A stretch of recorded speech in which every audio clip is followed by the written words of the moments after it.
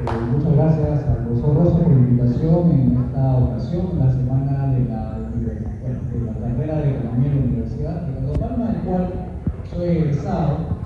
Y ahora en este momento yo me encuentro en lo que sería el laboratorio para los profesores Robinson y Asemaglu, porque me considero, digamos, modestamente hablando, un ratón de laboratorio. Pretendo entrar en su capítulo del libro ¿Por qué fallan las naciones?, en la parte del cambio institucional. ¿Qué quiero decir con eso? Cuando uno mira lo que ocurre con la economía peruana y ve que uno dice 3.2% y se da cuenta que 3.2% no es el PBI potencial, que eso es lo que buscamos todos, elevarlo al 6 o al 7%, uno se da cuenta que no tiene una responsabilidad como economista. Me refiero básicamente que uno como agente de cambio institucional tiene que lograr que ese 3% o ese 2.8% que a lo mejor termina este año pueda llegar a ese 7% y sacar a 10 millones de pobres, a esa niña que está debajo de los 400 soles, hablando de pobreza monetaria. Entonces, ¿qué es lo que un agente de cambio institucional haría en los términos tanto del profesor Asemaglu como el profesor Freddy Hayek o como el profesor Douglas North? Tiene que realizar los cambios necesarios en términos políticos. Ahí está la situación que hace el profesor Asemaglu y North y Hayek. Hayek es menos, porque Hayek confía más en el evolucionismo cultural de las instituciones. Más es Asemaglu en las instituciones políticas. Entonces, dentro de las escuelas económicas, uno tiene que complementarse y ayudarse de las escuelas políticas, de las ciencias políticas. Y hay una escuela dentro de la ciencia política que apoya a la ciencia económica, a la economía en su completa dimensión. Y es la escuela liberal clásica. Si un agente de cambio institucional pretende hacer algo por el país, tiene que tomar escuelas. Y dentro está la escuela liberal clásica. ¿Cuáles son los autores más famosos? John Locke, para Adam Smith, el padre de la economía, con la investigación sobre la naturaleza y riqueza de las naciones.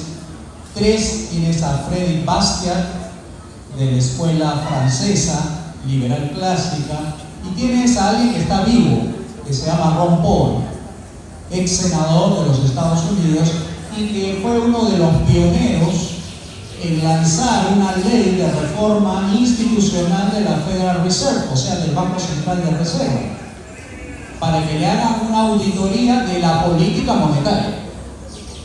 No auditoría administrativa, sino auditoría de la política monetaria. Entonces, uno se da cuenta como agente de cambio institucional que tienes que tomar lo que Hayek llama las normas sociales o las normas ideológicas en los términos del premio Nobel Douglas North. ¿Cuáles son? La ideología. ¿Cuál es la ideología correcta, en mi concepto, que puede ayudar a hacer los cambios institucionales para que tengan cambios económicos? Y ahí tomamos el gobierno limitado. ¿Gobierno limitado en qué? En justicia, seguridad y obras públicas. Eso lo dice Adam Smith en la página número 614. ¿Cuáles son las funciones del Estado? Serían esas 3: justicia, seguridad y obras públicas. Entonces, uno se da cuenta que para poder hacer el cambio institucional y para que no falle nuestro país, uno tiene que ir de frente a la yugular, como dirían muchos en el Perú. ¿Cuál es el principal escollo de que nuestra economía no crezca más del 3.1% o tengamos miedo de esa amenaza del presidente electo Donald Trump, que le va a poner 60% de aranceles a nuestras exportaciones peruanas porque va a pasar por el puerto de Chancay? Uno tiene que ponerse un escudo estratégico. para defender el aparato competitivo, el aparato productivo. Y uno se da cuenta que el meollo del asunto está en las leyes malas. El Perú, así como tuvo una hiperinflación monetaria en los 80 y que acabó con el periodo de Fujimori, hay también una hiperinflación legislativa. Tenemos muchas leyes malas que impiden ese cambio institucional que se refiere el profesor Asemadu, porque él está advirtiendo que las industrias extractivas, las leyes, según en la página 114, dice así literalmente: las leyes y las instituciones no son neutrales, están diseñadas para servir los intereses de aquellos que lo crean. Les pregunto a ustedes, con bastante sentido común, los congresistas actuales, si legislan sobre reforma de las pensiones, ¿esas personas conocen el mercado de las pensiones? ¿Habrán trabajado ahí? ¿Legislarán con conocimiento de causa? Bueno, esas leyes de hecho no las hacen ellos, sino se las hacen la Asociación de AFPs. Y así les puedo decir las leyes malas. ¿Cuáles son las leyes malas?, me preguntarán. Hay un catálogo que yo les sugiero que revisen, del profesor Alberto Mansuetti, que se llama así: Catálogo de las leyes malas. Y leyes malas se consideran de esta manera: castigan lo bueno y alientan lo malo. ¿Qué castiga lo bueno? Por ejemplo, si alguien quiere entrar a competir en la industria láctea, se va a encontrar con 62 normas para cumplir. Y en la industria láctea solamente hay 3 empresas grandes: Gloria, Nestlé y Lime. Esas son las únicas capaces de cumplir con todas las leyes, las 62 normas de la industria láctea, de manera de que la MIPE, la PYME o cualquier empresa mediana está impedida por los costos de entrada a dicho mercado. Por eso se forman los oligopolios. Y es un oligopolio que abarca el 75% del mercado lácteo en el Perú, tanto en el mercado factorial como en el mercado de bienes y servicios. Entonces, uno como economista, yo principalmente, me veo en la obligación moral de hacer algún cambio institucional.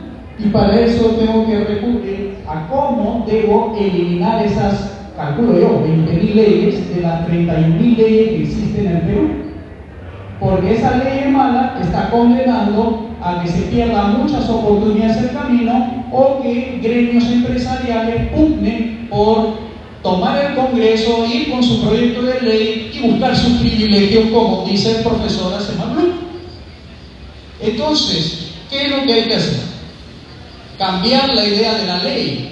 La ley no puede ser ley que refleje el poder, sino ley que limite el poder. Y eso es lo que habla el liberalismo clásico en esas 3 personas que he mencionado: Adam Smith, John Locke y Freddy Bastiat, y el que está vivo, el senador Ron Paul. Entonces, para ir un poco sacando conclusiones parciales, aquí la ley en el Perú no es neutral. Para volverlo neutral hay que ir a hacer reformas institucionales. ¿Y dónde se hacen las reformas institucionales? ¿En el Ejecutivo? No. ¿En el Poder Judicial? Tampoco. Se hace en el Poder Legislativo. Y para eso tienen que ir con una representación de personas de un segmento de la población que quiera hacer cambios institucionales al estilo Asemadu, para que ya no haya industrias extractivas, sino haya economía inclusiva, como ahora se ha puesto de moda.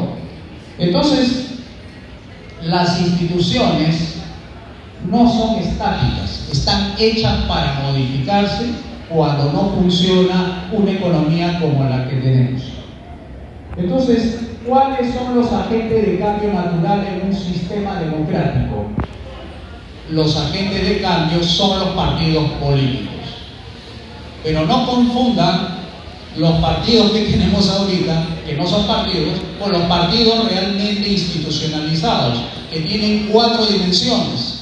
Son partidos ideológicos, programáticos, representativos y electorales. Esas son las 4 condiciones para que un partido funcione y haga los cambios institucionales para que la economía mejore.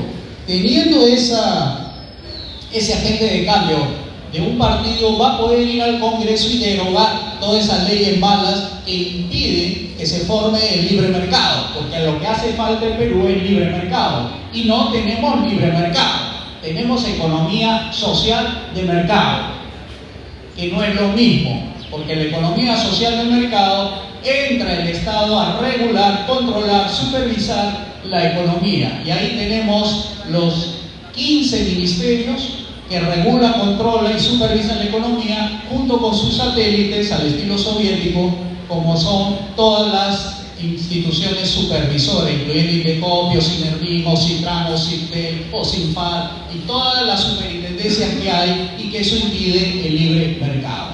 Porque según la teoría de la captura, que está relacionada con la public choice, todas las organizaciones reguladoras están capturadas por los intereses especiales, y eso hay que derogar.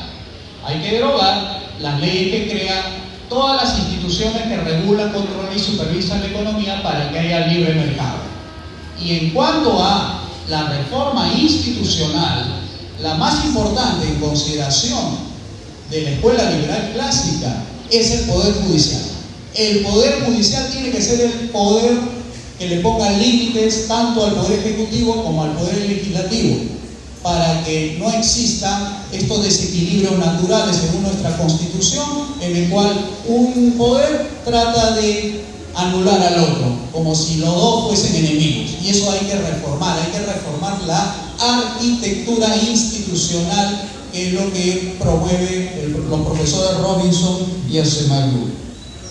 Quiero terminar una reflexión sobre lo que nosotros observamos del movimiento Psicoreformas, desde el Instituto de Libre Empresa, desde el Foro Liberal de América Latina, es lo siguiente. Existe una sociedad que le llamamos el apartheid criollo, los de arriba con los de abajo. Los de arriba son los conectados con el poder. Así que cualquier persona que es amigo del ministro, o pariente del ministro, o pariente del presidente, se vuelven ricos de la noche a la mañana. Ese se llama las leyes que van dirigidas a esas sociedades extractivas, o sea, redistribuyen la riqueza de abajo hacia arriba por la fuerza. Y la sociedad de abajo es la sociedad de los desconectados, es decir, los que no tienen acceso al poder. ¿Quiénes están ahí? La sociedad informal. En el Perú, ustedes saben, 75% del mercado laboral es informal y 55% de la economía es informal. Eso en ninguna parte del mundo sucede, solamente aquí, por las leyes malas. Entonces, ¿cómo se hace para que esa sociedad cambie y no sea uno que extraiga la riqueza del otro?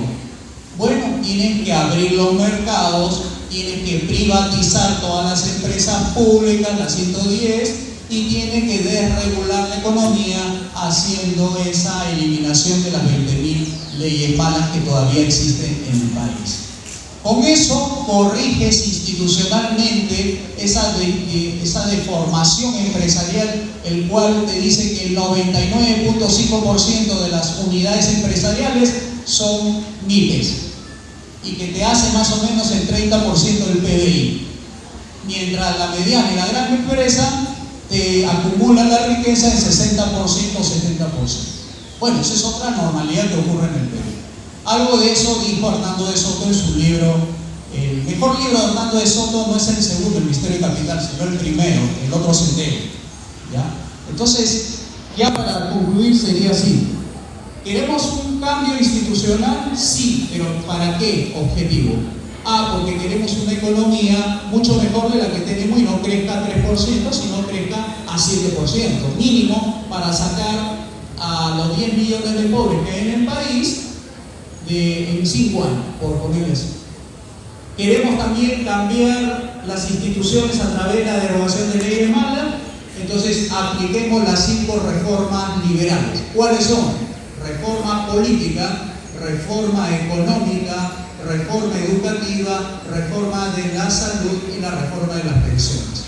Con ese programa lo que haces es pasar de un sistema actual que se llama mercantilista a un sistema llamado capitalismo de libre empresa o de libre mercado para todos, no para algunos, como sale en el libro ¿Por qué las naciones fallan? Porque la redistribución de la riqueza está concentrada en algunos. Entonces, abramos los mercados, devolvamos al Estado a su lugar de donde nunca se debió salir y eliminemos la ley mala para darle un mejor futuro al país y a nuestra economía. Muchísimas gracias.